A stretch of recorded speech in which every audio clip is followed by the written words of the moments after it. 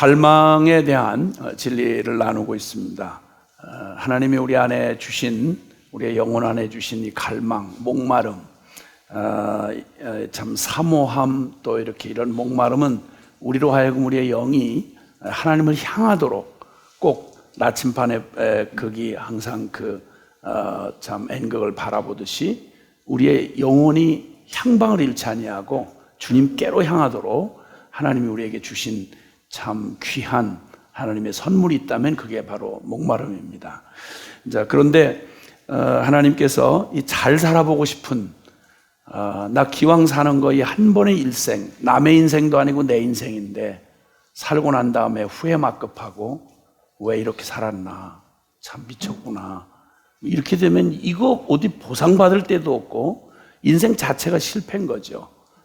그래서 절박한, 우리가 표현은 못하고 뭐라고 정리는 못하지만 우리의 존재 안에는 그런 갈망이 있습니다. 잘 살아보고 싶었는데, 잘해보고 싶었는데,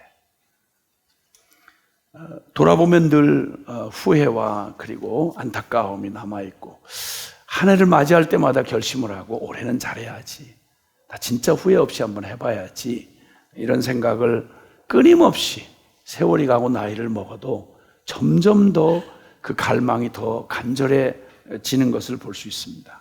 오늘 주님께서 이제 그러한 목마름 우리 안에 주시고 잘 사는 지혜에 관해서 말씀하신 내용을 우리 지혜서 중에 하나인 전도서에서 오늘 3장 말씀을 이렇게 살펴보고 있는데, 아까 나눴던 말씀 첫 번째 범사의 3장 1절, 범사의 기한이 있고 천하만사가 다 알맞은 때가 있다, 이렇게 말씀하셨어요. 하나님의 은혜로우신, 창조하신 하나님의 이 창조 세계와 이 질서 안에는 이렇게 때에 관한 하나님의 아주 소중한 그런 손길이 다 있습니다.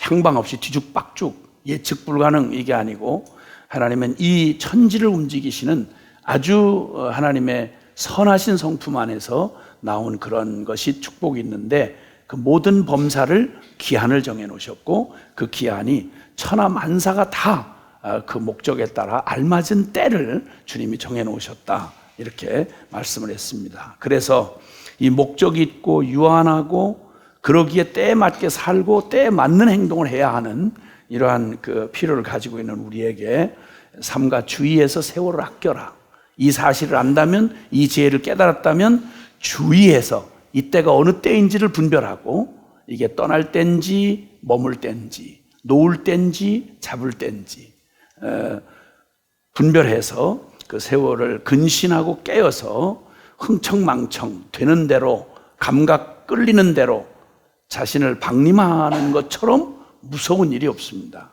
내 인생은 이렇게 방림하라고 둔 게 아니라 내 인생이기에 내가 책임지고, 내가 선택할 때는 나의 그 선택에는 권리만 있는 게 아니라 책임도 따르는 것입니다. 심은 대로 거두는 것이죠. 자, 그래서 이제 조음도 고통도 항상 영원하게 이렇게 있지는 않다는 거 기억하고, 우리의 맞이하는 나의 모든 삶의 현실 속에서 끝나지 않을 것처럼 고통에 파묻히지 말고, 그리고 좋다고 또 넋을 잃지 말아라 라고 하는 그 진리를 우리가 또 살펴보았습니다.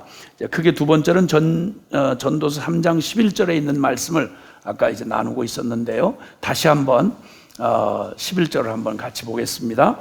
시작. 하나님이 모든 것을 지으시되 때를 따라 아름답게 하셨고 또 사람들에게는 영원을 사모하는 마음을 주셨느니라. 그러나 하나님이 하시는 일의 시종을 사람으로 측량할 수 없게 하셨도다. 아멘. 자, 하나님이 하신 일이 있고요, 사람들에게 준 선물이 있어요. 그것이 첫째는 하나님이 모든 것을 지으시되 때를 따라 아름답게 지으셨다는 겁니다. 기억해야 될 건, 아무리 우리가 현실이 우리를 속이고 또 아무리 많은 두려움이 우리의 걸음을 자꾸만 족쇄를 주려고 해도 기억하셔야 될 게 있습니다. 이 역사를 지으시고 운행하시는 하나님이 만드신 때는 아름답습니다. 할렐루야. 아름답습니다. 자, 그래서 그 모든 것을 지으시되 때를 따라 아름답게 하신 하나님이, 그 하나님이 하신 일은 때를 따라 아름답게 지으셨고요, 우리에게 주신 게 그 아름다운 때를 누릴 수 있도록 주님 우리에게 선물로 주신 걸 기억하셔야 되는데 그게 바로 영원을 사모하는 마음을 주셨습니다. 짐승에게는 없는 거죠. 사람에게 주신 은혜요 선물입니다. 영원을 사모하는 마음을 주셨어요. 자, 그래서 이 과거와 미래를 쉽게 푸른 성경에는 과거와 미래를 생각하는 감각 이렇게 얘기했어요. 우리 과거를 우리 추억할 수 있잖아요, 그렇죠? 과거는 지금 나하고 뚝 떨어져 있는 얘기는 아닙니다. 과거가 있는 그 과거가 오늘을 만들었고요. 오늘이 또 미래와 연결되어 있기 때문에 과거와 미래는 우리의 삶을 이루는 아주 중요한 현실과도 같은 의미로 중요한 것입니다. 미래에 대한 꿈이 없고 미래에 대한 방향이 없다면 기가 막힌 거죠. 오늘의 삶이 갈짓자로 흔들릴 수밖에 없는 거죠. 그래서 미래에 어떤 꿈을 보고 어떤 그 부르심을 따라 가느냐가 오늘 현재 우리의 삶을 이제 결정하게 되는 거고요. 과거에 대해서 하나님은 우리 그 과거를 돌아보면서 우리를 다시 돌이키거나 바로잡을 수 있도록 하나님이 그런 생각하는 감각을 주셨다. 그러므로 목적이 있고 그 목적을 향할 때에는 모든 과정, 그 목적을 향해 가는 과정은 그게 힘들어 보이든 막힌 것처럼 보이든 답답해 보이든 간에 그 모든 과정은 하나님이 아름답게 그 목적을 향해 가는 모든 길목을 다 우리의 느낌이 어떻든 아름답게 지으셨다라고 하는 것입니다. 그래서 이 사실을 바로 알면 사실 과거는 우리 감사로 가득 차 있게 되는 거죠. 아멘. 그러니까 이 찬양의 고백에서도 그런 말씀이 있습니다만은 주님께 묶인 나의 모든 삶 버티고 견디게 하시네. 은혜 아니면 살아갈 수가 없었네. 주님이 다 우리의 이끌어오는 모든 삶의 여정을 우리의 과거들을 가만히 돌이켜보면 지나는 동안에는 참 어렵고 의미도 없는 것 같고 실패한 것 같고 그런데 돌이켜보면 그 모든 것을 하나님이 그 과거에 하나님의 손길이 닿아서 나의 모든 나는 망할 짓 했고 나는 실패했고 나는 정말 그 거둘 게 없을 만큼 그렇게 살아온 것 같은데 심지어 주님은 나의 실패마저 나의 죄로 방황했던 시간마저 하나님이 그걸 주님이 은혜로운 당신의 손길로 그 과거를 이렇게 붙들어 인도해 오셔서 하나님이 정말 돌이켜보면 지금까지 지내온 것 주의 크신 은혜라. 내 한 대로 했으면 벌써 망해도 망했어야 되는데 내가 한 대로 했으면 벌써 다른 데 처박혀도 처박혔어야 되는데 하나님이 그걸 오히려 합력하여 선을 이루셔서 주님의 그 나의 때를 아름답게 하신 거예요. 우리를 그렇게 어렵게 했던 그 비바람치던 날들, 우리를 그렇게 두렵게 하고 당혹스럽게 했던 어두운 순간들, 사실은 그 모든 시간들이 하나님의 그 은혜의 손길로 우리를 이끌어 오셔서 오늘의 나를 여기에 이르게 하신 하나님의 그 과거에 함께한 주님의 그 손길이 과거를 감사로 가득하게 만드는 것입니다. 아멘.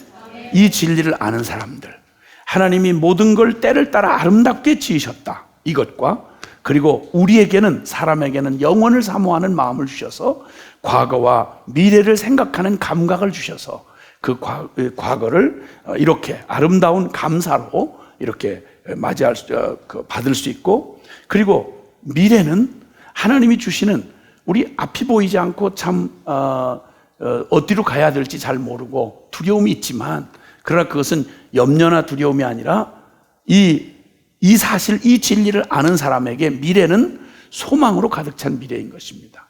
그러니까 과거는 감사요, 미래는 소망입니다. 근데 만약에 하나님을 모르면, 하나님을 모르는 사람에게는 이 얘기는 해당이 안 됩니다. 하나님이 없다면 인생 누구도 예외 없이 지나온 과거는 후회로 가득 차 있습니다. 왜냐하면 다 알아보고 가는 길이 아니거든요, 인생길은. 그래서 나이를 먹고 깨달음이 더해지면 할수록 지난 날들이 전부 후회로 막급해요. 왜 그때 그것밖에 안 됐어? 왜 그렇게밖에 할 수 없었을까? 고작 한 게 이것뿐이야? 그때는 잘한 것 같았는데도 지나고 보면 그냥 한껏 나는 최선을 다해서 했다고 생각하는데 철이 들고 좌우 사정을 좀 알아볼 때가 되면 그러면 점점 돌이켜볼 때마다 돌이켜보기가 두려워요. 아이고, 왜 그때 그거밖에 안 됐어? 왜 그거밖에 못했지? 이래요. 그래서 나 하나만을 본다면 그래요. 그러나 하나님이 모든 때를 아름답게 지으셨고, 그리고 우리에게 영혼을 사모하는 마음을 주신 사실을, 이 하나님을 알고 이 진리를 아는 사람은 과거는 감사요, 미래는 소망으로 우리가 맞이하고 누릴 수가 있는 거죠. 그러나 이 하나님을 모르면, 혹시 안다고 해도 믿질 못하면 이 모든 우리가 맞이하는 때의 아름다움을 절대 누릴 수가 없습니다. 똑같이 주어진 삶을 살아가는데, 오늘이라고 하는 귀중한 때를 맞이했는데 어떤 이에게는 이걸 아름답게 누리고, 그리고 기쁨으로 이걸 누리고 살아갈 수 있는데, 똑같이 사는데 그냥 정말 없었으면 좋았을 것 같은 그런 기가 막힌 불행하게 가는 사람들이 있단 말이죠. 자, 그래서 하나님은 여기 말씀하시고 우리에게 영혼을 사모하는 마음을 주셨느니라, 거기다 토를 다시는데, 그러나 하나님이 하시는 일의 시종, 하나님이 하시는 일의 시작과 끝을 사람에게는 측량할 수 없게 하셨다. 알려주지 않으셨다는 거예요. 왜 안 알려주셨을까요? 하나님이 하시는 일의 시종을 사람은 알 수 없게 하셨어요. 하나님이 그렇게 하신 거예요. 그래서 근데 사람들은 이상하게도 하나님이 주시지 않은 걸 자꾸만 알고 싶어하는 호기심이 있어요. 하나님이 주신 말에 순종하는 데 관심이 없고, 자꾸만 어떻게 될지를 자꾸 점쟁이한테 가서라도 묻고 싶어요. 그래서 미아리에 거기에 점집이 잘 되는 이유가 그게 되는 거예요. 심지어 신앙생활 하면서도 자꾸 사람들이 자꾸 하나님이 하시는 일의 시종을 알 수 없게 하셨어요. 하나님을 믿으라고 하셨지, 앞에 하나님 어떻게 하실 거예요? 그거 알아서 뭐 하려고? 아니, 알아서 뭐 하려고? 마음에 안 들리면 토끼려고? 그 속이 뻔한 얘기예요. 그러니까 우리는 자꾸 호기심으로 하나님이 알게 하시지 않은 이 일의 끝을, 그래서 어떻게 될 거예요? 아, 그래서 내가 잘 된다는 거예요? 못 된다는 거예요? 아, 그럼 누가 잘 된다는 거예요? 그 박 집사가 잘 되고, 그럼 나는 그러면 그 둘러리 된다는 거예요? 아, 싫어요. 그럼 안 할 거예요. 뭐 이런 식으로 할 짓을 뻔히 아시는 거죠, 주님이. 그러니까 끝을 안 보여주시는 거예요.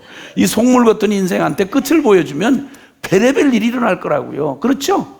자기 가치관으로 뭐 지가 순종하고 안 순종하는 거 지가 다 결정할 테니까 그걸 절대 모르게 하셨다는 거예요. 시종을 하나님이 안 알려주셨다는 거예요. 그러니까 하나님이 안 알려주신 걸 알고 싶어 하지 마시라는 거예요. 하나님이 안 알려주신 걸 알고 싶어 하지 말고, 호기심, 이거 위험한 거예요. 그러다가 선악과 따먹었잖아요, 호기심으로. 이거 해보면 어떻게 될까? 어떻게 되기는 이미 결정되어 있잖아요. 죽으리라고. 오늘의 순종을 선택하지 않고 자꾸만 순종은 유보해 놓고, 그래서 어떻게 된다는 거예요? 이런 짓을 하는 건 하나님 앞에 하나님의 원래 뜻하고 반하는 거예요. 어리석은 짓이죠. 그리고 그렇게 해놓고 여기 주님이 우리에게 말씀하시는데 14절에 보면요, 14절 한번 읽어보시죠. 시작. 하나님께서 행하시는 모든 것은 영원히 있을 것이라 그 위에 더할 수도 없고 그것에서 덜할 수도 없나니 하나님이 이같이 행하심은 사람들이 그의 앞에서 경외하게 하려 하심인 줄을 내가 알았도다. 아멘. 아멘. 왜 이렇게 하신다고요? 하나님을 경외하게 하려 하심이라. 그러니까 하나님이 행하시는 모든 것은 영원히 있을 것이고, 그분은 누구에 의해서 영향을 받지 않으세요. 그분은 한번 정한 뜻을 그분의 때에 그분의 방법으로 이루어 가세요. 그러니까 하나님이세요. 아멘. 그리고 더할 수도 뺄 수도 없어요.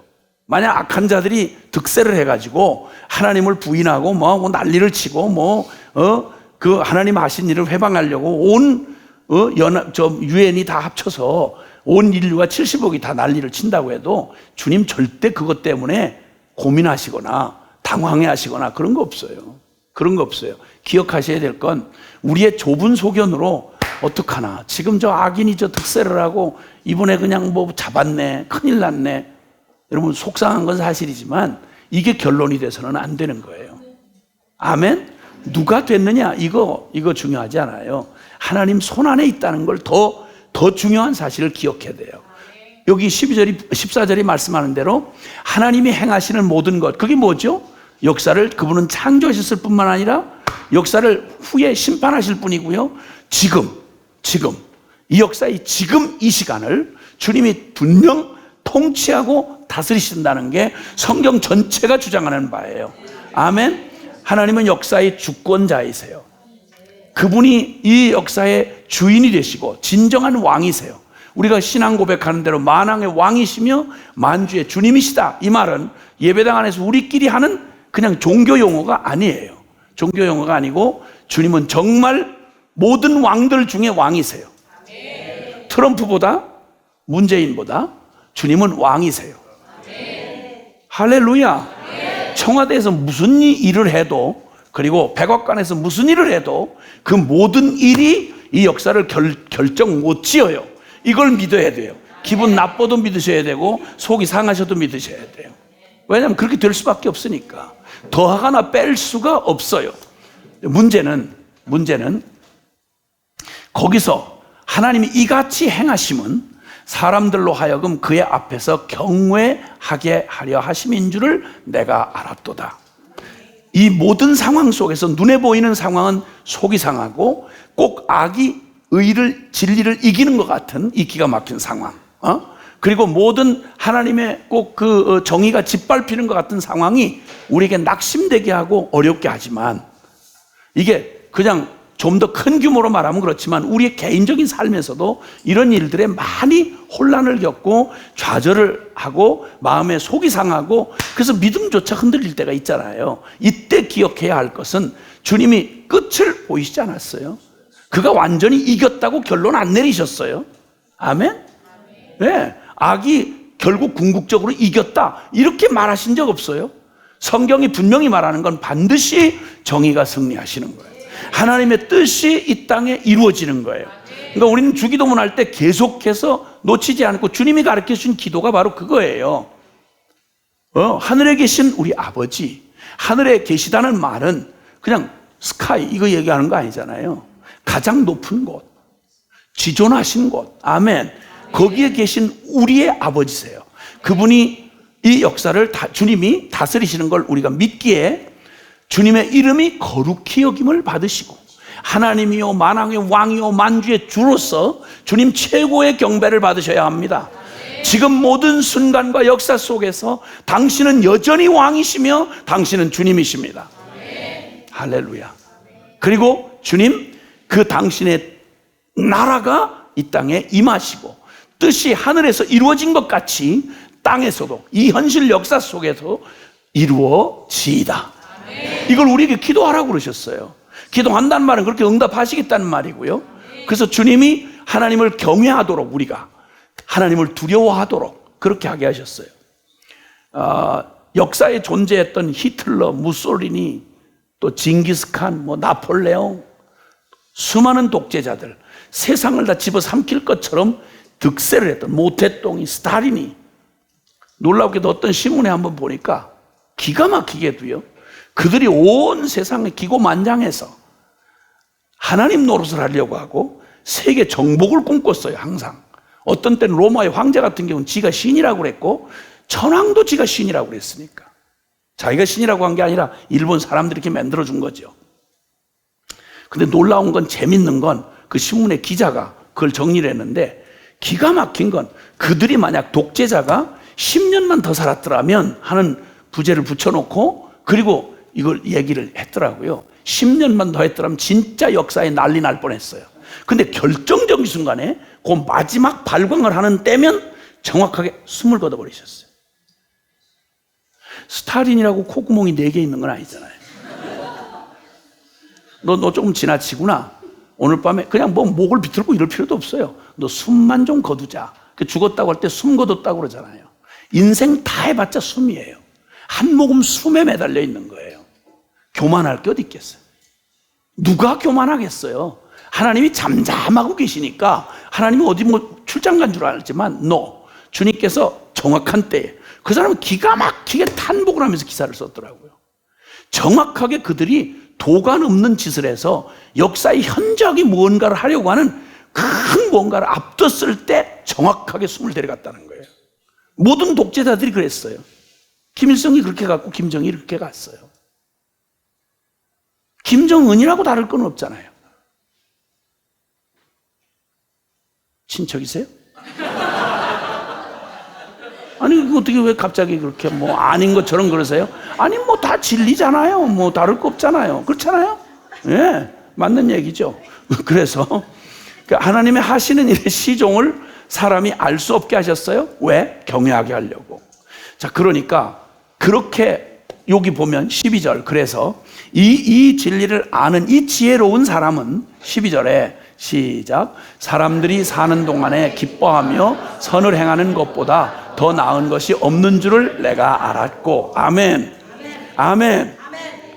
그러니까 우리가 살아가는 날 동안 가장 나은 그리고 잘 사는 길이 뭐냐? 그것은 사는 날 동안 기뻐하는 거예요. 그러니까 모든 때를 주장하고 계시고 아름답게 지으신 하나님을 믿는다면, 그리고 그 모든 역사의 시종을, 시작과 끝을 알파와 오메가로 주님 주권 안에 붙들고 계시다고 믿는다면, 아무리 절망적이고 아무리 앞이 보이지 않아도 꼭 실패하는 것 같고 억지로 다른 길로 가는 것 같을 때에도 기억해야 할 것은 그 때를, 사람들이 사는 날 동안에 뭘 하라고요? 항상 기뻐하라고요. 그 기쁨의 근거가 뭐라고요? 감정이나 상황이 아니라 하나님 그분을 기뻐하라는 거예요. 아멘. 그분이 다스리시는 역사를 신뢰하라는 거예요. 믿으라는 거예요. 그러면 아름답게 그때를, 지금은 기가 막힌 불행처럼 보이고 지금은 꼬인 것 같고 실패한 것 같고 망한 것 같은데, 그런데 그때를 아름답게 만드실 수 있는 분이 주님이시기에 내 눈앞에는 지금 불행한 것처럼 보여도 이때를 반드시 아름답게 만드실 주님을 믿음으로 기뻐하라 이 말이죠. 주님을 기뻐하라는 거예요.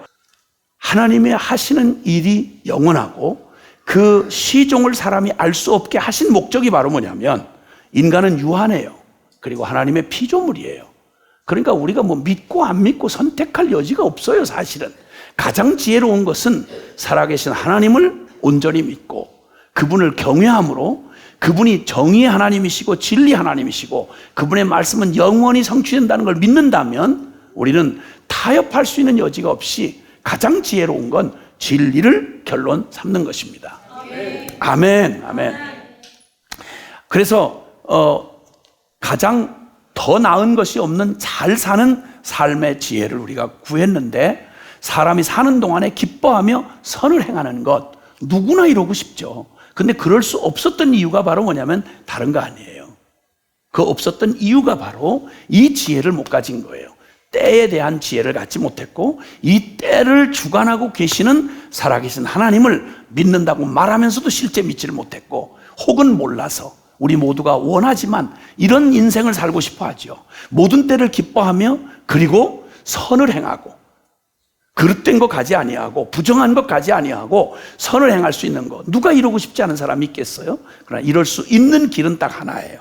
이 지혜를 아는 사람이어야 한다라고 하는 말씀입니다. 그래서 주님이 오직 모든 사람들이 하나님을 경외하고 참 지혜와 참 복된 삶은 하나님을 경외하고 그분을 순종하는 것, 이것임을 알게 하려 하십니다. 하나님 이렇게 아름답게 우리의 삶을 축복하실 이 놀라운 역사 속에 주님이 이 진리를 담아 놓으셨고 우리를 그 진리로 초대하고 계십니다. 자, 그런데 여기서 우리 이제 3장 18절에 있는 말씀을 한번 가보십니다. 3장 18절 보시면 같이 시작. 내 마음속으로 이르기를 인생들의 일에 대하여 하나님이 그들을 시험하시리니 그들이 자기가 짐승과 다름이 없는 줄을 깨닫게 하려 하심이라 하였노라. 아멘. 자, 이제 이 때와 관련하여 인생인 나는 어떤 존재인가? 인생에 대한 바른 깨달음이 있어야 되는 거예요. 하나님이 역사를 지으시고 이 창조하셨고 이 모든 때를 주장하시고 다스리시는 분이라는 이 진리를 우리가 아는 것이 제 지혜였다면, 그 하나님 앞에서 내가 인생이 어떤 존재인지를 깨닫는 이게 그 지혜의 한 면인 것이죠. 근데 여기서 말씀하기를 여기 하나님 없는 인생이 어떠한지를 알아야 된다는 거예요. 하나님을 믿지 않고 하나님을 의지하지 아니하고 하나님 없이 내 의지로 살아가려고 하는 사람들의 그 결론이 뭐냐라고 하는 걸 말씀합니다. 하나님 없는 인생이란 여기 하나님이 그들을 시험하시리니, 그들이 자기가 짐승과 다름이 없는 줄을 깨닫게 하려 하심이라. 우리 대단하고 특별한 것처럼 우리가 스스로 우리가 감탄하고 속을 때가 있잖아요, 인생이. 하나님 없이 얼마나 이 과학의 발전, 그리고 이 지성의 그 무한한 지성 세계의 이런 확장이 우리 스스로 하나님 없이도 뭐든지 다 할 수 있을 것 같다. 지금 그 오만한 과학과 지성이 어디까지 이르냐면 사람이 뇌까지 이식을 하려고 하는 시도를 하고 있습니다, 지금. 이렇게 되면 얘기는 지금까지 얘기하고는 전혀 다른 얘기가 펼쳐지는 세상이 되는 겁니다. 생각해 보세요. 다른 몸뚱이에다가 다른 사람의 머리를 갖다가 이식을 한다. 상상할 수 없는 혼란이 지금 일어날 수 있는 거예요. 지금 이걸 이미 실험 중에 있고요. 거의 짐승에서는 실험이 거의 성공한 예가 이미 이루어졌답니다. 조금 더 아주 정교하긴 하지만 사람도 물리적으로 가능할 수 있다는 얘기가 되는 거죠. 이런 참 말할 수 없는 참 시기에 와 있습니다. 그런데 어쨌든 분명히 말씀하기를 하나님 없이 본인들이 어떠한 것으로 스스로 도취할지라도 기억해야 할 건 하나님의 하시는 일과 그 때에 관해서 역사의 가장 중요한 게 바로 때인데 시작과 끝이 있고 그 과정의 때가 이렇게 중요한데 그 때에 관해서만큼은 인생이 알 수가 없다는 겁니다. 그리고 하나님이 하시는 일, 그분의 주권도 인생이 알 수가 없는 거예요. 그래서 하나님 없는 인생이 다른 많은 것들로 대단히 스스로 하나님 없이도 살자처럼 얘기하지만 아니요. 하나님 없는 인생의 그 결과는 짐승과 다를 바가 없다는 겁니다. 말씀드린 대로 독재자도 영생하고 싶었지만 진시황 불로초 구하려고 불로 장생해 보려고 애를 썼지만 지금 흉악한 무덤만 남겨놓고 있죠. 병마총이라고 해서 저기 그 진시황이 있던 저 서안에 가보면 거기에 막 그냥 그렇게 그냥 죽어서도 그냥 그런 군대 왕을 한번 누려보려고 그걸 다 모양으로 사람들을 신하들을 만들고 막 말들을 만들고 그 허망한 짓을 한 거예요. 그러니까 불로초 구하랑은 동남동녀는 돌아오질 않았다 그러잖아요. 모르겠어요. 그 후에 돌아왔는지 모르겠는데 불로초를 구할 수가 있어야 돌아오지. 허망한 인생들. 그래서 무지하고 무능하고 유한합니다. 사실 솔직히 뭐 이런 역사적이고 거창한 만물의 원리까지는 갈 것도 없고 내 자신의 때를 모르잖아요. 솔직히 정직히 말하면 내 자신의 때를 모르잖아요. 난 미래 어떻게 될지 아세요? 모르잖아요. 내 때도 몰라. 내 자신의 때도 몰라요. 내가 죽을 때를 어떻게 알겠어요? 내가 성공할 때 실패할 때가 어떻게 닥칠지 알면 누가 실패하려고 가겠어요? 그러니까 내 때도 모르는 존재가 바로 나예요. 그게 인생이에요. 하나님 없는 인생은 짐승과 같다. 피조물일 뿐이다. 단지 첫째는 무지하고 그 다음에 또 하나는 피조물일 뿐이다. 짐승과 사람의 차이가 없다. 짐승도 호흡으로 살다가 죽어서 흙으로 돌아가듯이 사람도 호흡으로 살다가 결국 죽어서 흙으로 돌아간다. 그 얘기 하시는 거예요, 주님이. 그러니까 인생 스스로 우리의 이 갈망대로 인생답게 인생 참 부끄럽지 않게 인생다운 짓을 하면서 정말 지혜 있고 가치 있는 인생을 살고 싶다는 이런 갈망이 인간 스스로는 불가능하다는 거예요. 인생 스스로는 지혜롭게도 할 수 없고 잘 살 수도 없는 것입니다. 그러므로 3장 22절의 결론처럼 말씀해 주십니다. 22절 시작. 그러므로 나는 사람이 자기 일에 즐거워하는 것보다 더 나은 것이 없음을 보았나니 이는 그것이 그의 몫이기 때문이라. 그의 뒤에 일어날 일이 무엇인지를 보게 하려고 그를 도로 데리고 올 자가 누구이랴. 아멘. 한 번 가면 다시 못 오는 인생. 그 인생이 할 수 있는 게 바로 뭐냐면 내가 먼 훗날 저 영원한 때 이런 허구한 얘기를 할 게 아니라 바로 자기 일에게 주어진 자기의 삶을 자기의 인생, 자기의 몫을 받아서 자기 일에 즐거워하는 것보다 더 나은 게 없다. 허황하게 다른 거 꿈꾸지 말고 내게 준 인생, 내게 준 그 자리, 하나님이 허락한 너의 삶의 그 길, 거기를 가장 즐거워하는 것, 그것이 바로 가장 나은 인생이다. 이렇게 말을 합니다. 여러분, 내 몫에 허락하신 내 길 말입니다. 가만히 생각해 보십시오. 우리가 불행을 자꾸 느끼는 이유는 누구와 비교하잖아요. 그렇죠? 저 사람은 저렇게 잘났는데 왜 나는 이래? 저 사람 저렇게 유명하게 쓰여지는데 나는 왜 이거밖에 안 돼? 저 사람 저만큼이나 소유하고 성공했는데 나는 왜 이래? 대부분 다들 내 인생을 보려고 하는 게 아니라 남의 인생을 자꾸 부러워하잖아요. 그렇죠? 그러면서 상대적으로 열등감 느끼고 실패감 느끼고 나는 나는 늘 내 인생은 불만인 거예요. 그래서 자꾸만 다른 사람을 기웃거리고 자꾸만 다른 데를 비교해보고 그걸 비전이니 야망이니 꿈이니 얘기를 해보지만 대부분 다들 좌절하고 제 인생을 안 살고 남의 인생으로 자꾸만 자기를 엮어가려고 하는 짓을 한단 말이죠. 그 허망한 일인 거예요. 그래서 하나님을 믿지 않기 때문에 그런 거예요. 하나님은 다 알고 계시잖아요. 우리를 각기 다르게 지으셨을 뿐만 아니라 우리의 삶이 누구도 부모의 삶이 자식의 삶일 수는 없어요. 그렇죠? 부부 사이도 서로 각기 다른 자기의 길이 있는 거예요. 자기 몫의 삶이 있죠. 그 하나님이 거기를 세우시고 그 자리, 내 몫에 허락하신 내 길을 즐거워할 수 있는 이유가 뭐냐? 지금까지 말씀한 대로 이 역사를 하나님이 이 모든 걸 지으시되 기환과 알맞은 때를 마련해 주시고 그리고 그 때를 따라 아름답게 지어 놓으셨어요. 그래서 그것 없이는 아무리 큰 것만이 능사가 아니잖아요. 작은 것도 아름답잖아요. 강한 것만 있는 게 아니잖아요. 부드러운 게 있어야 되잖아요. 아멘? 네. 우람한 것만 있는 게 아니잖아요. 섬세한 게 있어야 되잖아요. 그거 전부 큰 사람 되고 전부 바위덩어리 되고 전부 막 큰 기둥만 되면 집을 어떻게 지어요? 하나님의 이 역사를 아름답게 이루어가는 데에는 우리가 늘 우리의 타락한 인생들이 늘 부러워하고 막 유명하고 그냥 날마다 앞서서 막 설치고 늘 이렇게 된 것만 부러워하고 그걸 성공인 양 생각하는데 아닌 거죠. 하나님이 나를 바로 내게 주신 그 기업, 내 인생의 그 자리, 누구도 대신할 수 없는 자리예요.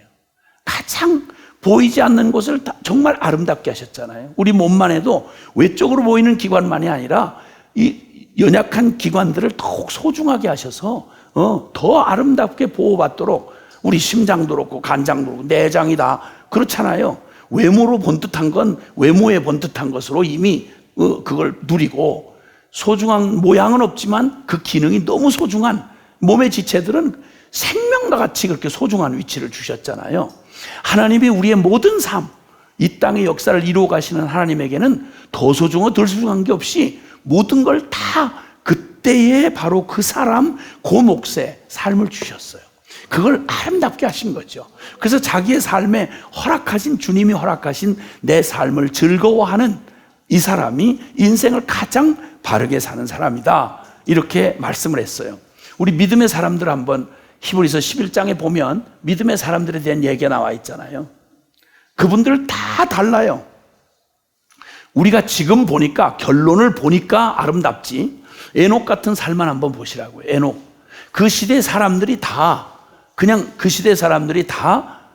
먹다 죽는 그냥 일생 먹고 마시고 시집가고 장가고 사고 팔고 눈에 뵈는 거 외에 다른 거에 관심이 없던 삶인데 그 속에 살다가 자기도 65까지 그렇게 살다가 똑같이 인생 사는 게 다 그거 아닌가. 그래서 막 더 많이 먹고 더 많이 꾸미고 더 많이 이렇게 해서 눈에 보이고 만져지는 거에 같이 그렇게 살다가 65살에 자식을 낳는데 무드셀라라는 자식을 낳으면서 그 무드셀라라는 이름을 짓게 하시는 그 뜻이 바로 뭐냐면 이 아이가 죽으면 이 땅에 심판이 임한다 이런 의미예요. 그러니까 지금 눈에 보이는 세상만 있는 게 아니고 하나님이 반드시 이 때를 주님께서 통치하고 계시고 이 때에 악을 반드시 심판하시는 날이 온다. 근데 지금 가는 길이 잘된 길이 아니다. 그러니 하나님 맞을 준비해라. 이 땅의 삶이 다가 아니다. 하나님 반드시 그 심판 날이 온다. 이 말씀을 딱 받고 나서 아이 죽으면 심판이 온다는데 애 키우면서 얼마나 많은 죽을 고비를 넘겨요. 아찔아찔한 거죠. 아이고 오늘 오실래나? 아이고 이번에 오실래나? 그러니 주님이 오늘이라도 내가 주님을 만날 수 있다 라는 생각을 갖고 있는 사람이 되나게나 살 수 있겠어요? 하나님 앞에 심판받을 자처럼 살지 않겠어요? 그러니까 300년을 똑같이 동일하게 세상에 살아가는데 300년을 하나님과 동행하며 살다가 죽음을 보지 않고 들림을 받았다. 아멘. 근데 그분이 뭐 했냐면 유다서에 보면 그 사람이 천천과 만만의 사람들을 데리고 이 땅에 심판하러 오시는 주님의 최후의 심판을 얘기를 해요.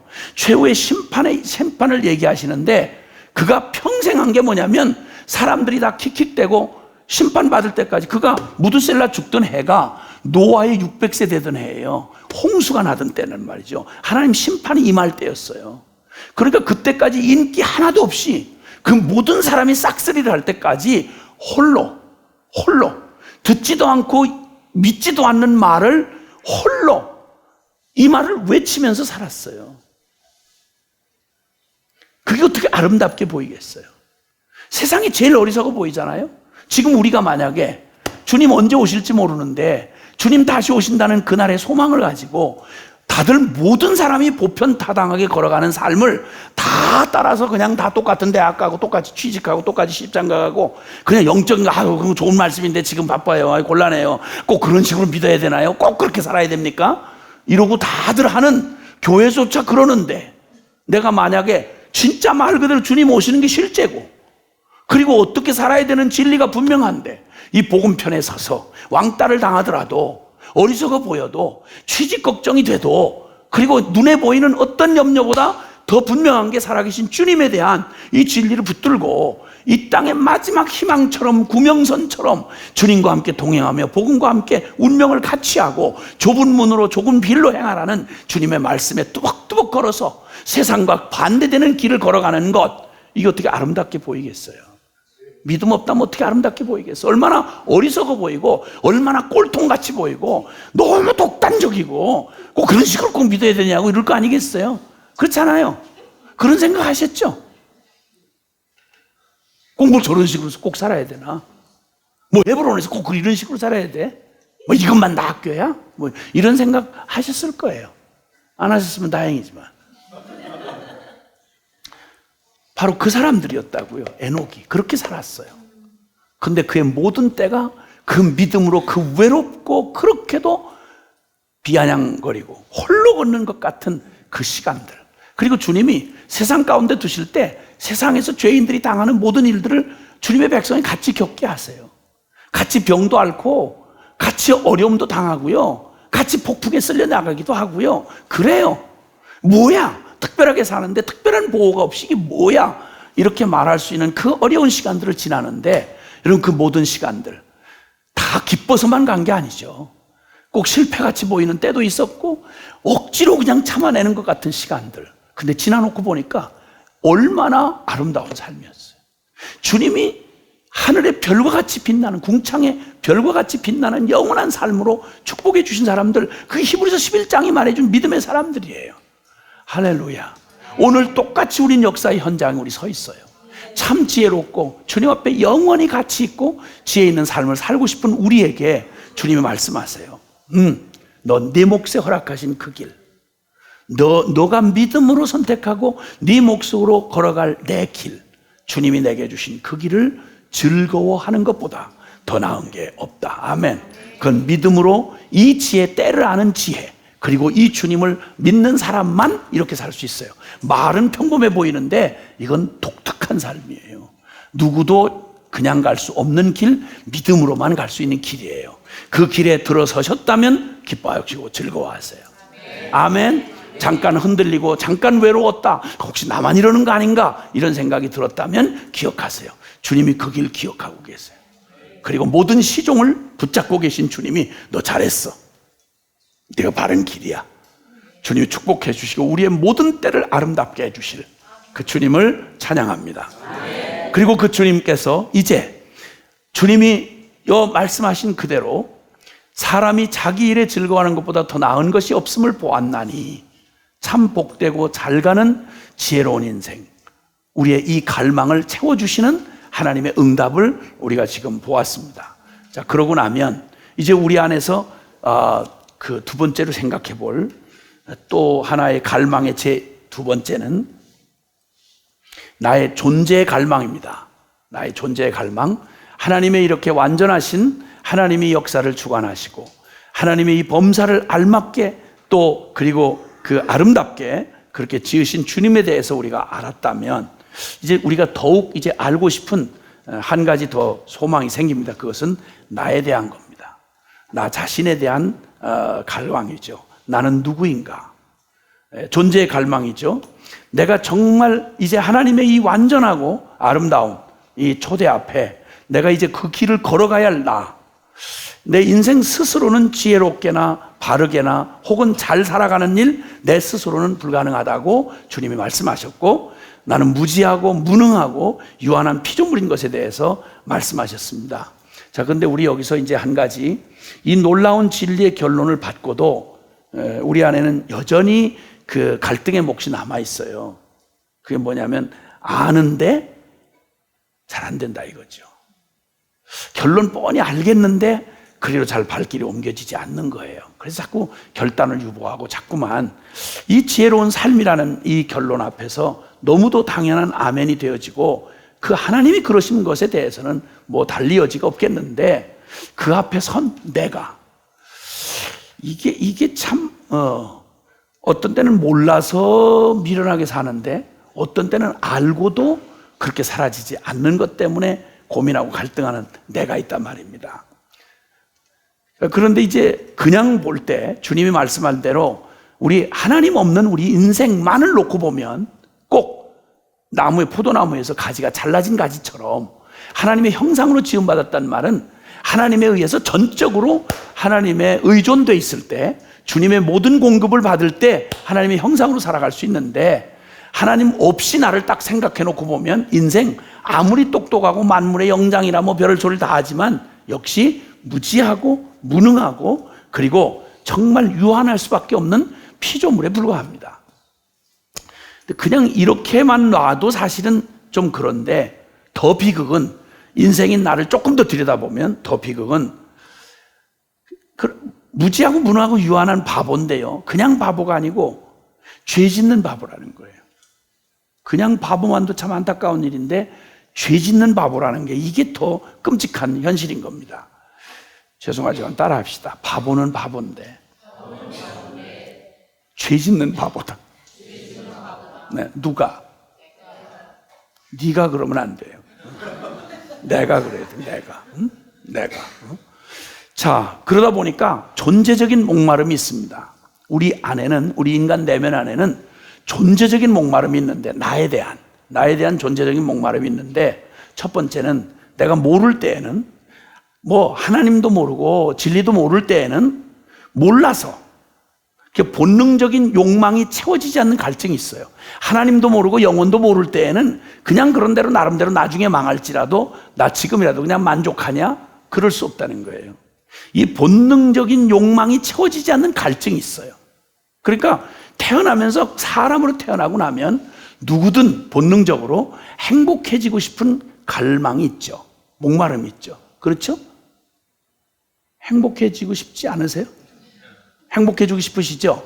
네. 근데 그 행복해지고 싶은 갈증, 이걸 가지고 태어나는데 존재적인 욕구를 가지고 태어나요. 행복에 대한 욕구를. 어떻게 하면 행복하냐? 본능 안에 있는 우리의 그 욕구를 생각해 보면, 첫째는 안전하게 살고 싶은 거예요. 생존의 욕구가 있는 거죠. 죽고 싶지 않은 거예요.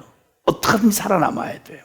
그러니까 이걸 안전하게, 내가 죽음의 위협을 받지 않고 안전하게 살고 싶은 이 생존 욕구가 강하기 때문에 사람들이 그토록 안전한 나라, 또 안전빵으로 자기 재산을 모으고 성공하고 싶은 이유도 궁극적으로 보면 생존 욕구예요. 그게 나 안전하게 살아남을 수 있도록. 그 다음에 두 번째는 사랑에 대한 욕구예요. 근데 이 건전한 사랑이라기보다는 자아의 탐욕이죠. 나를 충족시켜줄 사랑, 그런 사랑을 받고 싶고 하고 싶어하는 그런 그 강한 욕구가 있어요. 그 다음에 가치 있는 인생, 즉 중요한 인생이 되고 싶은 욕구가 있죠. 그래서 거기서 행복을 느끼고 싶어 해요. 당신 정말 소중한 사람이다. 당신 정말 중요한 사람이다. 당신 없으면 진짜 당신 없으면 안 된다. 진짜 당신 정말 필요하다. 당신 꼭 그냥 하루만 빠져도 우리는 불안하다. 뭐 이렇게 얘기해주면 사람이 흐뭇하고 존재감을 느끼고 그러잖아요. 그렇죠? 사람들이 제일 어려운 말이 당신은 별로 도움이 안 된다. 밥이나 많이 먹어라 그냥. 그냥 아무 도와주려고 그러지 말고 밥만 많이 먹어라. 이런 얘기할 때 사람이 제일 어려워하잖아요. 너는 별로 도움이 안 된다. 별 필요 없다. 이 말을 제일 힘들어한다고요. 그러니까 노인네들도, 여기 농촌의 노인네들도 막 거의 뭐 땅에 붙을 만큼 이렇게 평생을 밭일을 하셔가지고 그냥 못 걸어가세요. 그런데도 쉬지 않고 일을 하세요. 나와서 쉬지 않고 일을 하세요. 근데 자식들이 어쩌다 와서 먹고 사는 거 부족함이 없는데 제발 좀 쉬시라고 돌아가시라는 말이에요. 할 일 열심히 하던 분이 일거리 없어지면요, 살 의미가 없어지는 거예요. 그만큼 사람은 자기가 가치 있는 존재가 되고 싶어 하는 그런 걸 갖고 있죠. 그리고 마지막으로 보면 사람들이 변화를 원해요. 똑같이 반복되는 걸 진짜 어려워하잖아요. 그렇죠? 그렇죠? 진짜 어려워요, 그걸. 그래서 무언가 막 이렇게 변화가 있는 걸 굉장히 기대하고 그 욕구가 있거든요. 그래서 계속 핸드폰도 계속 바꿔야 돼요. 응? 컴퓨터도 계속 쓸만한데도 계속. 그래가지고 그걸 이 영업하는 분들 얘기를 들어보니까 이미 벌써 앞으로 버전이 높은 게 몇 단계가 또 앞으로 다 돼 있대네요. 개발이 다 돼 있대. 근데 변화를 좋아하는 사람들한테 딱 바꿀 수밖에 없도록. 그래가지고 뭔가 이렇게 하면 신제품 하나를 딱 내놓으면 그렇게 고맙고 좋아서 보이던 이게 구닥다리가 되니까 딱 싫은 거예요. 배기도 싫은 거예요, 그냥. 그래서 이걸 또 사고 싶은 거예요. 그래서 계속 중독 걸린 것처럼 계속 이렇게 또 새 걸로 바꾸고 계속 이렇게. 응? 그리고 계속 색깔도 칠했다 바꿨다 뒤집었다 그냥 장롱도 계속 이리 돌렸다 저리 돌렸다 이렇게 해가지고 막 허리병 나가지고 또 이렇게 하고 돌아다니고. 하여튼 가만히 똑같은 거 못 견뎌요. 지루한 걸 못 견디고요. 그래서 계속 변화하고 싶어 하는 거죠. 이게 결국 안목의 정욕이에요, 따지고 보면. 그래서 계속 변화되고 바꿔보고 싶고, 똑같은 건 또 페인트 바꿔버리면 분위기가 확 달라지고, 이런 욕구가 있는 거죠. 이놈의 욕구를 채우려고 타고난 본능의 욕구를 채우려고 하는데 아무리 채워도요, 안 채워져요. 처음에 한 10평짜리 집에서 사는 것도 고맙다가, 야, 제발 좀 20평 집에서 좀 살아봤으면 좋겠다. 그래서 20평 집을 얻고 나면 하룻밤은 잠을 못 잘 거예요. 흥분이 돼가지고. 세상에 집이 어떻게 이렇게 좋을 수가 있어, 이렇게. 근데 계속 잠을 못 자면 불면증 환자예요. 그 감동 얼마 안 가요. 20평짜리 되고 나면 금방 답답해져요. 그리고 짜증나고. 그래서 좀 더 넓은 집 가고 싶은 거예요. 차도 점점 그냥 시동만 안 꺼지고 가져도 고마울 때가 있었어요. 저희 순회선교단 차가 거의 몇십 대가 거의 수령이 평균 한 10년 이상 된 것들이 대부분이에요. 그러니까 에어컨 히터 이런 건 기대 안 해요. 겨울에 그냥 막 찬 바람이 나오고 여름에 뜨거운 바람이 나와도 너무 고마워. 안 쓰고 가진 것만 해도 너무 감사한 거예요. 그러다 이제 한 대 이제 조금 차가 너무 위험하니까 그 허락하시는 게 조금 수준이 이제 좀 높아져서 조금씩 좋은 차를 조금씩 이렇게 그래도 한 3년 되고 한 5년 되고 이건 거의 새 거거든요. 그래서 그렇게 타보고 나서부터는 이전에 그렇게 감사했던 차가 걸어가는 것보다는 굴러가 주는 게 너무 고마웠던 차가 짜증나는 거예요. 이렇게. 채워지질 않는 거예요, 이게. 이걸 얼만큼 채우면 채워질 거라고 생각하세요? 안 채워져요. 죽을 때까지 채워도 안 채워져요. 무적행. 인간의 이 탐욕, 인간의 이 태어나고 본능적인 욕망은 절대 채워지지 않아요. 이게 안 돼요. 그래서 하나님을 모를 때에는 채워지지 않는 육적인 본능 때문에 이 갈증이, 죽을 것 같은 갈증이 끝나질 않아요. 두 번째, 하나님을 알고 난 뒤에, 하나님을 안다 할 때는 무슨 갈증이 있냐면, 아는데, 하나님을 알고 진리도 배우고 다 동의도 되고 은혜도 받는데 문제는 그대로 사라지지 않는 나 때문에 갈증이, 그냥 살 수 없는 그 목마름 때문에, 정답은 알겠는데 안 되는 존재 때문에 막 목마름이 있는 거죠. 자, 그런데 오늘 그런 목마름을 가지고 있는, 지독한 목마름을 가지고 있던 한 주인공을 이제 만나게 되는데, 그게 요한복음 4장에 나오는 사마리아 수가성 여자라고 우리 알려져 있는 수가성 그 누님 얘기입니다. 그 사마리아 수가성에서 살던 바로 그 한 여인, 이름은 없어요. 그냥 알고 보면 그냥 죄인 여자예요. 근데 긴 얘기는 할 수 없이 그의 모습을, 꼭 그의 내면의 영적인 모습을 그의 겉모습으로도 이렇게 우리가 짐작해 볼 수 있는데, 날마다 햇볕이 쨍쨍 내려지는 정오에, 한낮 정오에 동네에서 한참 떨어진 우물가로 물을 길러와야 돼요. 왜 정오에 오느냐? 딴 사람은 정오에 안 와요. 근데 동네에서 아주 죄인 여자라고 낙인이 찍혀 있고 하도 동네 여자들 수군거리는 걸 견딜 수가 없으니까 혼자 지독하게 외로운 여자예요. 사람들에게 사람 취급 못 받고 그냥 대명사가 죄인이에요. 그냥 죄인 여자. 그런 여자였어요. 근데 그러니까 홀로 날마다 물을 길러. 근데 안 먹을 수가 없어요. 물을 먹어야 사는 존재니까 이 목마름 때문에 목숨 건 것 같이 날마다 물 길러 우물을 찾아오는 여인이었어요. 우리의 모습을 가만히 이렇게 생각해 보면 먼 밖에서 이 물을 길어야 돼요. 자기 집에 물이 없어요. 먼 밖에 가서 무언가 자기를 이게 해결해 줄 물이 저 먼 밖에 거기에 우물에 있는 거예요. 그러니까 내가 아닌 상황과 조건에서 나의 행복을 찾으려고 목말라 하는 우리의 모습과 너무 흡사한 거죠. 상황과 조건, 사람을 찾아다니면서 거기서 이 목마름을 그때그때 뭔지 모르겠는데 왜 이놈의 목마름이 가셔지질 않는지, 내가 원하는 욕구를 채우면 이 목마름도 없어질 거라고 생각해서 그렇게 어떤 때는 사람을 찾고 남자를 쫓아다니고 또 무슨 일은 안 해봤겠어요. 거기다 다른 쾌락도 찾아봤을 테고 돈도 막 악바리처럼 이렇게 벌어봤을 테고 별의별 행복을 채워줄 거라고 생각했던 이 갈증이 이것 때문일까? 이것 때문인가? 상황 때문인가? 사람 때문인가? 위치 때문인가? 이걸로 아무리 애를 써봐도 그마저도 혹시 얻었다 해도 무슨 일인지는 몰랐지만 이 수가성 누님이 결혼을 5번 했어요. 그러니까 남편이 5 있었단 말은 결혼을 했다는 말이에요. 고대 시대에 2번 이상 율법적인 분위기 안에서 허락이 안 되는 데인데 아야 그냥 인간의 길을 포기한 거죠. 그리고 결혼을 5번 했는데 그마저도 실패를 했어요. 만족을 했더라면, 그리고 거기서 자기의 해결이 되었더라면 더 이상 할 리가 없겠죠. 근데 5번을 하는데 사별을 했든지 이별을 했든지 5번을 했다는 말은 끊임없이 사람을 찾아 헤매도 만족이 안 됐다는 얘기예요. 이 갈증이 해결이 안 되는 거예요. 그리고 그마저도 어렵게 그 어려운 상황과 조건을 뚫어서 내가 여기 이거면 만족하겠다 싶어서 얻은 재물도 사람도 환경도 결국은 그게 나한테 진정한 생수가 될 수 없는 거예요. 이걸 해결해 줄 수가 없는 거예요. 꼭 우리 모든 사람들의 모습처럼 그랬던 거죠.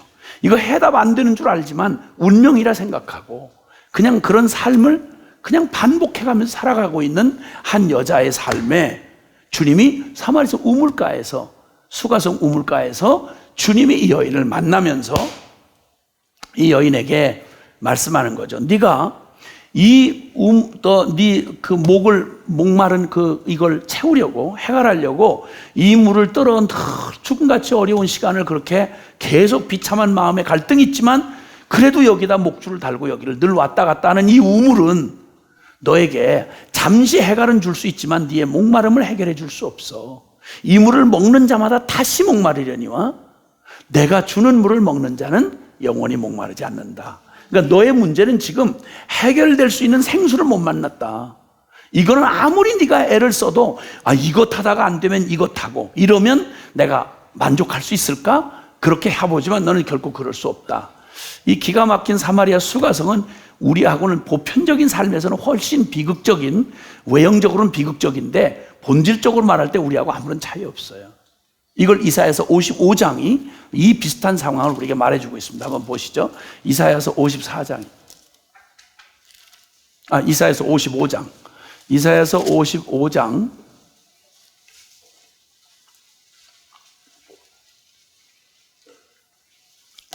찾으셨으면 1절, 우리 2절 이렇게 같이 함께 읽겠습니다. 시작. 오호라 너희 모든 목마른 자들아 물로 나오라. 돈 없는 자도 오라. 너희는 와서 사 먹되 돈 없이 값 없이 와서 포도주와 젖을 사라. 너희가 어찌하여 양식 아닌 것을 위하여 은을 달아주며 배부르게 하지 못할 것을 위하여 수고하느냐. 내게 듣고 들을지어다. 그리하면 너희가 좋은 것을 먹을 것이며 너희 자신들이 기름진 것으로 즐거움을 얻으리라. 아멘. 아멘. 너 다른 데서 네가 지금까지 찾아온 모든 길에서, 상황에서, 사람에게서 내가 애쓰고 너 스스로를 만족시키려고 그 목마름을 해결하려고 하는 어떤 노력도 너에게 진정으로 해결을 줄 수 없어. 왜냐하면 그 생수가 아니기 때문에. 그러므로 이제 왜 양식이 안 되는 그걸 위해서 네가 은을 달아주고, 그리고 배부르게 하지 못할 것을 위해서 수고하니? 너 평생을 네가 하던 지금 그대로 너의 만족을 찾아보려고, 목마름을 해결하려고, 이 갈망을 해결해 보려고 네가 말하는 모든 육적인 수단, 인간적인 모든 방법, 세상이 줄 수 있는 모든 걸 네가 가질 수도 없지만 다 갖는다고 해도 너는 안 돼. 끝이야. 너는 영원히 해결받을 수 없어 라고 말씀하세요. 여러분, 주님께서 근데 동일하게 말이죠, 믿는다고 말하는 이스라엘, 모태신앙이었던 이스라엘에게 주님이 아주 안타깝게 책망하시면서 주님이 이렇게 책망하시는 심판의 말씀이 있는데요, 이스라엘 백성이 내게 두 가지 악을 저질렀다. 두 가지 악을 저질렀는데 그게 바로 뭐냐면 예레미야 2장입니다. 예레미야 2장 13절 말씀 한번 보시죠. 예레미야 2장 13절입니다. 예레미야 2장 13절에 보면 이 백성이 나에게 악을 저질렀다. 두 가지 악을 저질렀다. 이렇게 말씀하세요. 자, 2장 13절입니다. 시작. 내 백성이 두 가지 악을 행하였나니 곧 그들이 생수의 근원되는 나를 버린 것과 스스로 웅덩이를 판 것인데 그것은 그 물을 가두지 못할 터진 웅덩이들이니라. 아멘. 생수의 근원되는 하나님을 버린 거예요. 그러니까 어떤 노력을 하나님 없이 인간 편에서 어떤 노력, 선하든 악하든 어떤 노력이든지 그걸 통해서 내 이 갈망을 채워보려고 한다고 하면 악한 거라는 거예요. 미련한 정도가 아니라 악한 거라는 거예요. 생수의 근원은 주님밖에 없는데 우리의 영혼을 만족시켜 줄 건 인간이 하나님을 떠난 뒤로 우리의 모든 생명의 근원이요, 우리의 모든 영혼의 만족의 근원이 바로 하나님이세요. 그분의 생명과 그분의 형상으로 지음을 받았기 때문에 그분으로부터 오는 완전한 것이 아니고는 절대 우리를 만족할 수도 없고 우리가 지어진 목적을 성취할 수도 없어요. 이게 악이라는 거예요. 생수의 근원 대신 하나님을 저버리고, 그 다음 또 하나는 지가 바로 하나님에게서만 얻을 수 있는 그 생수의 근원을 다른 데로 터진 웅덩이를 지가 파가지고 내가 생수의 근원을 내가 만들겠다 한 거예요. 그러니까 이 두 가지 악, 이것을 저질른 우리에게는 영원히 그 만족을, 이 갈망을 채울 길이 없다는 거죠. 그래서 파스칼은 말하기를 하나님은 우리를 지으실 때 하나님 그분이 아니고는 절대 만족할 수 없는 공간을 우리의 영혼 안에 만들어 놓으셨다, 이렇게 표현했어요. 하나님으로 아니고는 절대 채워질 수 없는 공간이 우리 안에 있어요. 그러니까 다른 걸 다 가져도 안 되는 거예요. 예. 어떤 이름 되면 알만한 그 분야에서는 더 성공할 게 없을 만큼 성공한 한 사람이 갑자기 저한테 전화를 했어요. 전화를 해가지고 자주 이렇게 전화를 통화를 하거나 이런 사이가 아닌데 아마 제 생각이 났던가 봐요. 갑자기 찾아왔는데 이분 아주 신실하고 성실해요. 그리고 다 이렇게 칭찬도 받고 교계에서도 칭찬을 받고 그러는데 갑자기 아침에 눈을 떴는데 이제 더 바랄 게 없다 보니까 인간적으로 볼 때 그 분야에서는 성공할 걸 다 했고 얻어볼 걸 다 얻었고 이제는 더 이상 갈 게 없는 거예요. 근데 이걸 그 생각이 딱 아침에 눈을 딱 떴는데 갑자기 허무해지기 시작하더래요. 그걸 막 이룰 때까지는 막 이러면서 막 사람들의 주목받고 박수갈채 받고 자기도 와, 하나님 나에게 축복해 주셔서 이렇게 주셨구나. 근데 딱 얻고 나서 더 이상 얻을 게 없는 지점에 딱 이르는 어느 아침에 무슨 순서도 절차도 없이 갑자기 마음에 허망함이 확 밀려오는데 난 이거 뭐지? 내가 뭘 얻었다는 거지? 이렇게 된 거예요. 그렇게 되니까 그동안 그걸 얻기까지 과정 속에 막 하나님이 날 도와주셨습니다, 성공했습니다, 이렇게 했던 얘기, 자기 신앙마저 이게 갑자기 확 흔들리기 시작한 거예요. 이래가지고 그 충격이 얼마나 컸는지 제가 막 운전하고 가는 중에 전화가 온 거예요. 근데 뭐 앞뒤 가릴 것도 없고 제가 좀 만나서 얘기 좀 할 수 있겠냐는 거예요. 그래서 뭐 허락을 했죠. 아이 그럼 뭐 얼마든지 하고 만나서 얘기를 나누는 동안에 와우, 사람이 정말 그럴 수 있겠구나. 더 올라갈 데가 없고 나면 이제 내려가는 것밖에 없잖아요. 근데 그걸 딱 얻고 나니까 난 뭐지? 이렇게 된 거예요. 그게 무슨 의미지? 이렇게 된 거죠. 갑자기 허무함이 확 밀려오면서 자기 전체를 하는데 자기 어떤 것도 그것으로는 만족이 될 수 없다는 자신을 발견하고는 아주 크게 충격을 받고 정말 당황해하던 그런 경우를 제가 보았습니다. 그때 주님께서 이 여인에게 주님이 그 여인과 대화를 하다가 주님이 다짜고짜로 얘기가 진행되다가 계속 마음을 열지 않고 자기 한계를 넘지 못하는 이 여인에게 갑자기 불쑥 네 남편을 데려와라 그러셨어요. 대화를 하시다가 뭐 그 얘기를 어떻게 다 얘기를 할 수는 없겠는데 그 누님이 그럴 일을 했어요. 주님 앞에 전도하시는 주님 앞에 아무리 이해가 안 돼도 그런 식으로 반응을 하면 안 되는데 누님이 조금 지나치긴 했어요. 그 내용을 보면 예수님이 아무리 뭐 사람의 몸을 믿고 이렇게 갈릴리 나사렛 예수 같은 모습으로 이렇게 오셨다고 하지만 그래서 딱 보면 벌써 경건하신 분인데 뭘 다르잖아요. 남자라고 다 똑같아요. 어젯밤 코가 삐뚤어지고 술 처먹고 아침에 이런 해롱해롱한 표정 가지고 벌게가지고 울긋불긋한 얼굴 가지고 앉은 남자하고 늘 하나님 아버지와 교제를 하시면서 거룩한 삶을 사시는 주님하고 외모로 봐도 차이가 나지 않겠어요? 안 그래요?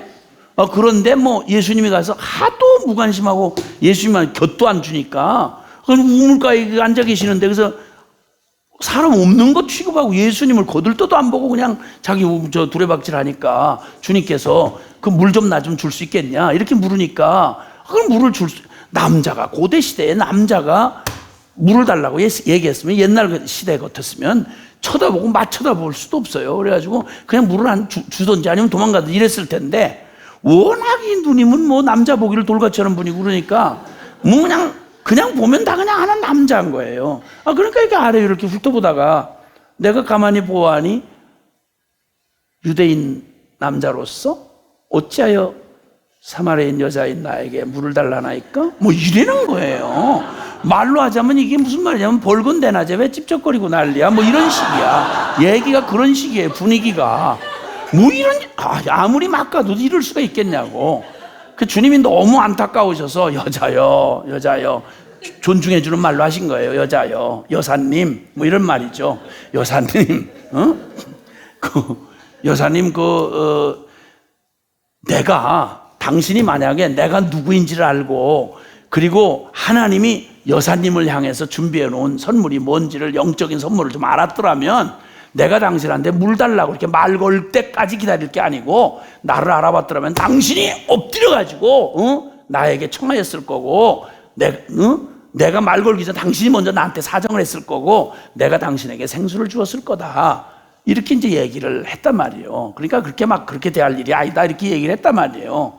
그랬더니 또 딱 말을 받아서 하는 말이 나도 산전수전 겪고 아무로하고 알아듣는 사람인데 무슨 말씀을 여기가 우물은 깊고 두레박은 내가 갖고 있는데 물을 퍼서 줄 수 있으면 내가 당신한테 줄 수 있지 당신한테 줄 수는 없는 건데 지금 말씀을 무슨 내가 가기 전에 당신 나한테 물을 준다는 그런 얘기를 하는 걸 보니까 가만히 얘기를 들으니까 나 아무하고 듣는 건데 당신들 잘난 척하고 유대인들 잘난 척하는 당신들 그대로 말하자면 여기 지금 우리를 무시해서 사마리아 사람은 우리를 무시하는 얘기인 모양인데 이 우물이 무슨 우물인 줄 아냐고 우리 믿음의 조상 야곱이 판 우물이라고 그러니까 사실 따지고 보면 당신 말을 가만히 이렇게 추적해 보면 우리 조상 야곱보다 당신이 더 크다는 얘기입니까? 뭐 이런 식으로 막 민족 자존심으로 이렇게 걸고 나오는 거예요 이게.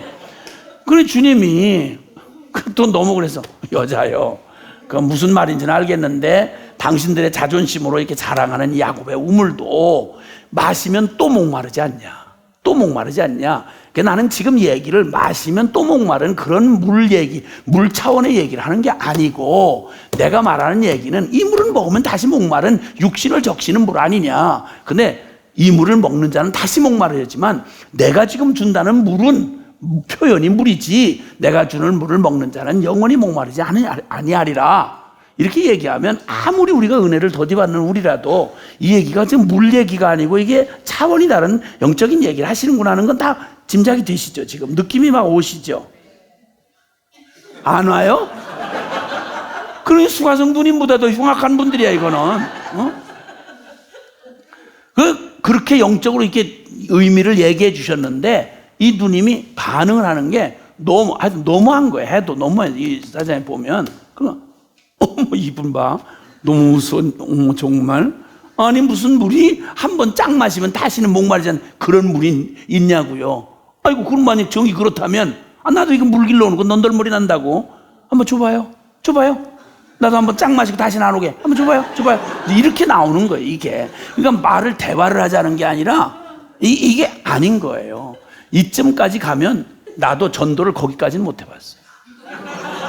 만 전도하는 사람을 이런 식으로 자꾸 대하고 이러면 난 진짜 거기까지 얘기 못해요. 난 정말 얘기 못해요. 당신 체질이 지옥 체질이라고.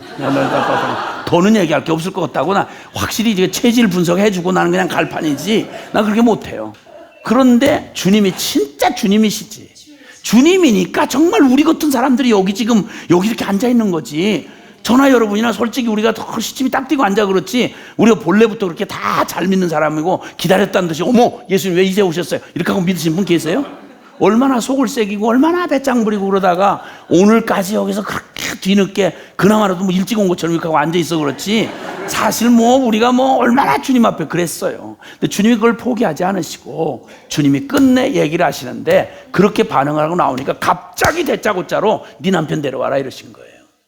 지금 이렇게 남 얘기 객관적으로 얘기할 때가 아니고 너 누구냐 이 말이에요. 네 남편 데려와라. 네 존재의 열매를 보여라 그 말이에요.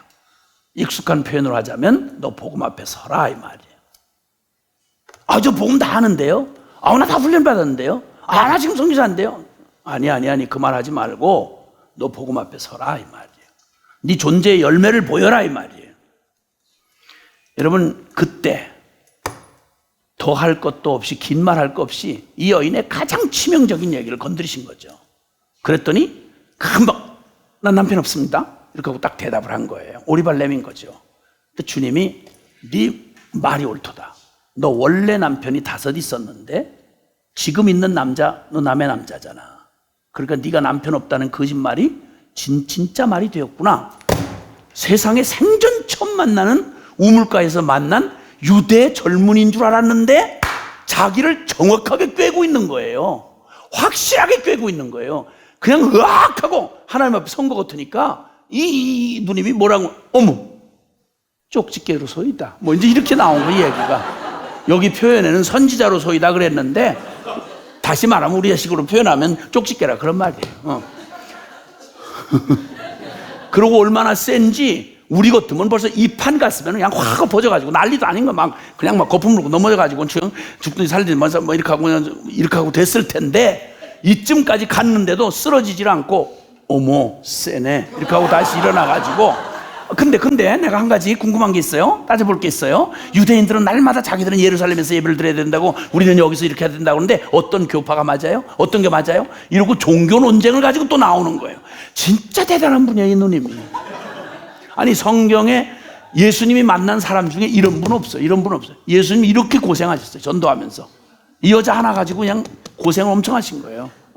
근데 네 모습을 보이라 라는 말에 결국 실체가 딱 드러났고 그러니까 비로소 그가 영적인 주제로 온전하진 않지만 영적인 주제로 돌아가요.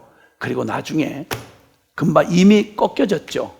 그럼 난 안 되겠군요. 이렇게 말하는 표현이 여기서 나는 사마리아인이고 당신들은 정통 예배할 때가 예루살렘 성전밖에 없대는데 그렇다고 보면 나는 혈통으로도 안 되고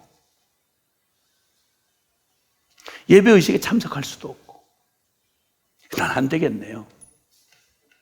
이렇게 이제 얘기를 해요. 풀이 푹 죽어서 네 남편을 데려와라. 네 존재의 열매를 보여라. 여러분 너는 누구냐 하는 이 질문 앞에 가장 정확하게 우리를 볼 수 있는 건요 다른 거 없어요. 이것저것 복잡한 말 들어놓으면 자신을 볼 수가 없어요. 가장 비참한 죄의 존재의 실존을 봐야 돼요. 성경이 선언하는 바, 내가 누구인지를 봐야 돼요. 우리의 어떤 업적, 혈통, 육정, 또 우리가 얼마나 수고를 했고 얼마나 많은 신학을 했고 이거 아니고 너 누구냐 이거예요. 그럴 때 정직하게 정면해야 돼요. 직면하셔야 되는 거죠. 에베소서 2장 1절과 3절은 우리 잘 아시는 말씀인데 다시 한번 우리의 존재의 실상을 주님이 보여주시는 말씀 앞에 한번 가보겠습니다. 자, 시작. 그는 허물과 죄로 죽었던 너희를 살리셨도다. 그때 너희는 그 가운데서 행하여 이 세상 풍조를 따르고 공중의 권세 잡은 자를 따랐으니 곧 지금 불순종의 아들들 가운데서 역사하는 영이라. 전에는 우리도 다 그 가운데서 우리 육체의 욕심을 따라 지내며 육체와 마음에 원하는 것을 하여 다른 이들과 같이 본질상 진노의 자녀이었더니. 아멘. 아멘. 마지막 희망이 이제 하나님인데, 하나님 앞으로 나아갈 길이 지금 얘기를 하다 보니 내 존재적인 나의 자아의 실상, 나의 실체가 드러나고 숨긴다고 해도 늘 스스로 정죄감에 뼈에 진액이 마르듯이 고통스럽게 직면하면서 자신을 숨기고 위장하고 나 아닌 다른 모습으로 살아가야 하는 이런 삶을 지치도록 살아오다가 어느 날 핑계할 수 없이 이 복음 앞에 정면으로 부딪혀 서고 나면 난 안 되겠군요. 난 틀렸네요. 여러분, 이 일이 되기까지는요, 보면 어떤 때는 복음에 대한 오해 때문에 대강 그냥 열심히 내 최선으로 살아가는 걸 믿음으로 생각했다가 조금 더 됐죠? 거의 시간이? 그렇구나. 조금 더 이렇게 깊이 좀 나아가 보면 복음 앞에, 이제 총체적인 복음 앞에, 진리 앞에 서서 진리의 결론으로서 그래, 나 소망 없구나, 나 이제 죄인이구나 라고 하는 걸 동의까지는 했는데 심정 안에 정말 손목에 맥이 풀리도록 나 안 되겠네요. 그러면 나 틀렸네요. 이렇게 되기까지, 여기까지 나아가지를 않는 거예요. 나가지 않다 보니까 잘하려는 나, 이제 복음 앞에 서고 나서 그래, 나 소망 없구나.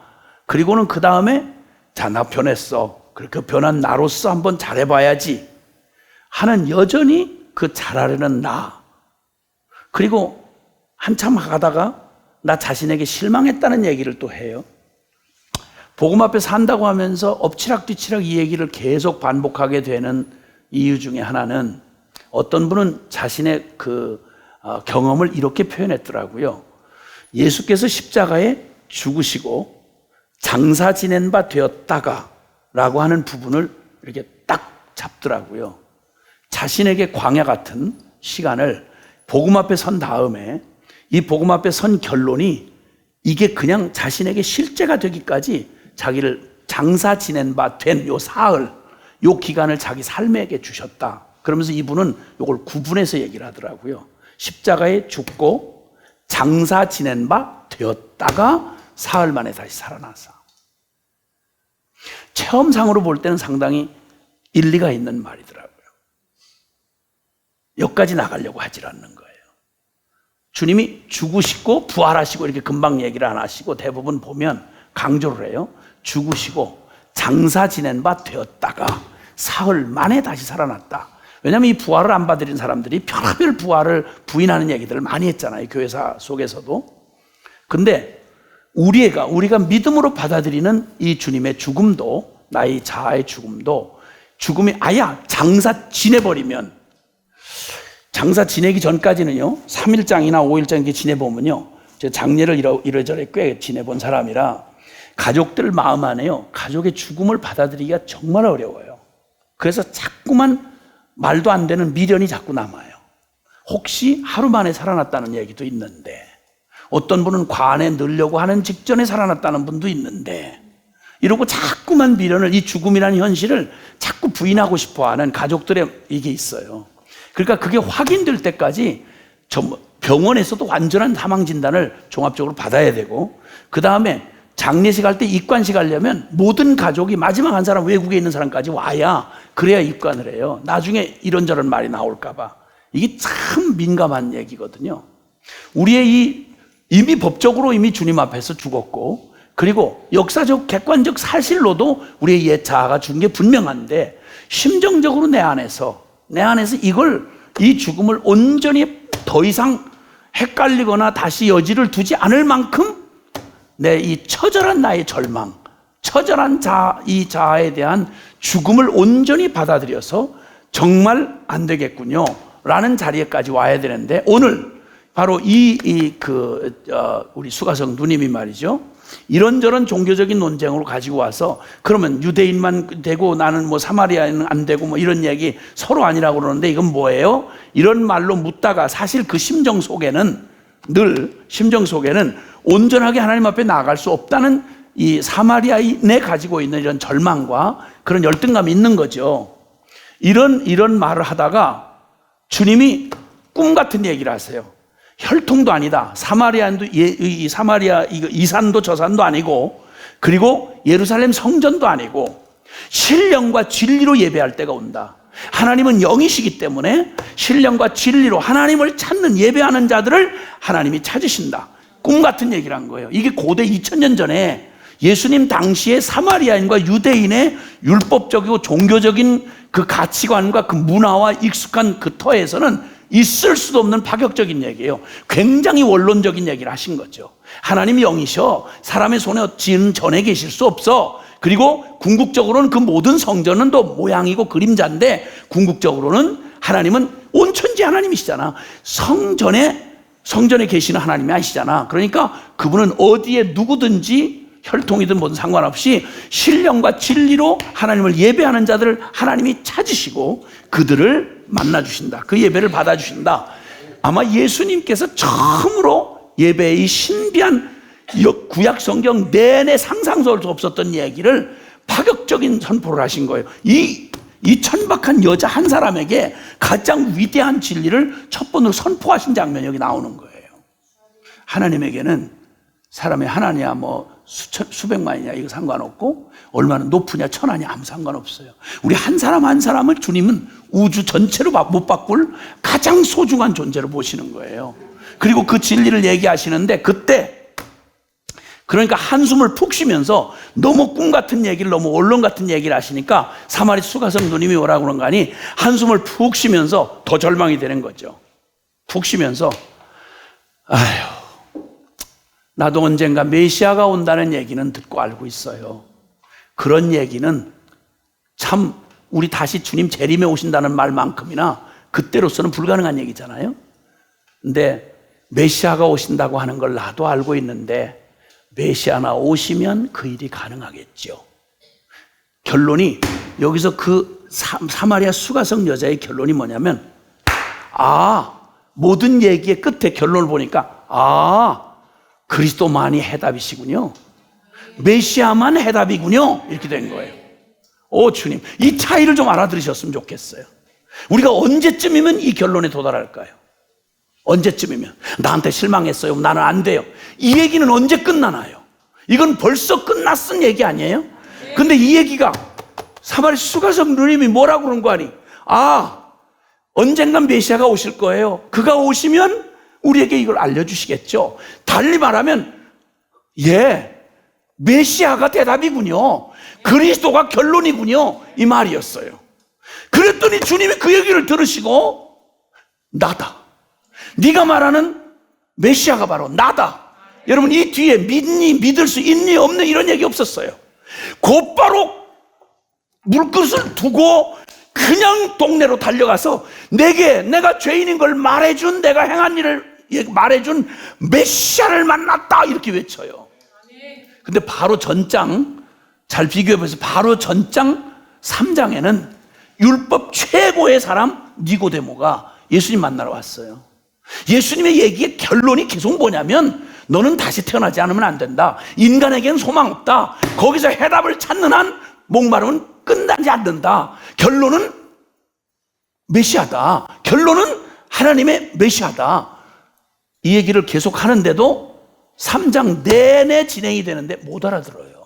율법, 지금으로 말하면 전 세계 최고의 율법 신학자예요. 율법으로 재판할 수 있는 사람이에요. 그런데 니고데모는 못 알아들어요. 그 결론에 너무 많은 지식이 이 당연한 결론에 못 가게 하는 거예요. 너무 많은 복음의 지식이 이 당연한 결론에 못 가게 하는 거예요. 매냥 들어도 매냥 거기 쳇바퀴 돌듯이 안 넘어가는 거예요. 내 죽음이. 완전히 죽었다 할 때는 다른 거 없어요. 죽었다 할 때는 이 여인의 말처럼 그리스도군요.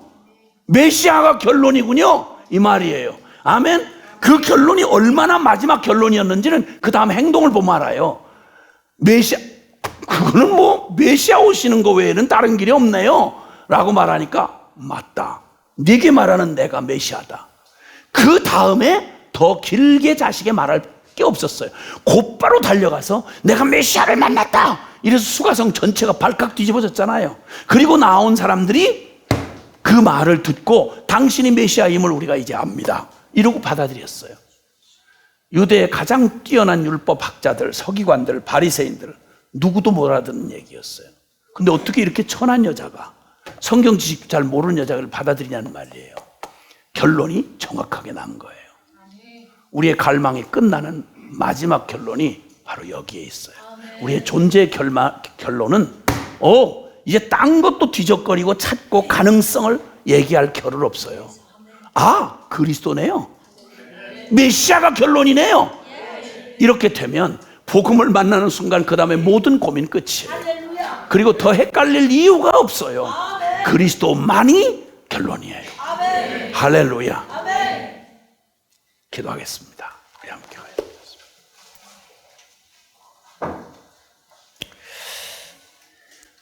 지독한 목마름과 절망 앞에 섰던 사람에게 예수님이 바로 나야, 내가 메시아야 이러면 울 수도 없을 만큼 결론이 끝나는 거예요. 내가 메시아를 만났다 이렇게 나오는 거예요. 하나님, 우리에게, 주님 복음을 아는 우리에게, 이미 결론 다 아는 우리에게, 나에게서 일말에 그나마도 잘할 수 있는 이 복음을 잘 깨닫고 잘 변화돼서 잘할 수 있는 이마저도 이 끝장이 나야. 메시아가 해답이야. 예수님 결론이야. 이러면 더 긴 말할 여지도 남지 아니한 처절한 자기 절망, 처절한 무덤에 장사 지낸 바 된 나, 이렇게 될 때 그때 우리는 그리스도라는 말이 결론이 되고 십자가의 부활의 복음이 그냥 힘이 되고 능력이 되는 것입니다. 이 밤에 좀 기도하십시다. 우리에게 갈망을 주신, 목마름을 주신 주님에게 감사합시다. 주님, 죽을 것 같은 목마름을 그냥 다른 걸로 채울 수 없는 이 목마름, 주님을 만나기까지, 주님으로 내 영혼이 결론을 내리기까지 주님 쉬지 마시옵소서. 나의 비참한 나의 어떤 숨겨진 것이라도 보게 해주시고, 그리고 그 마지막 헛된 희망마저 죽음에 넘겨질 때까지 주님 나를 추적하시고 나를 비춰주시옵소서. 나의 이 갈망을 주님만이 채우실 수 있음을 설명 필요 없이 결론으로 받을 때까지 주님 나의 실존을 보게 해주시옵소서. 성령님 일해 주시옵소서. 내가 알고 있던 진리로 나를 공격하시고 주님 나를 주님 앞에 세워주시옵소서. 그래서 더 이상 모든 희망이 끝난 사치스러운 말 더 이상 하지 않도록, 그래서 주님이면 결론이 되는 그런 주님 저희 되게 해주시옵소서. 다 같이 함께 기도하겠습니다.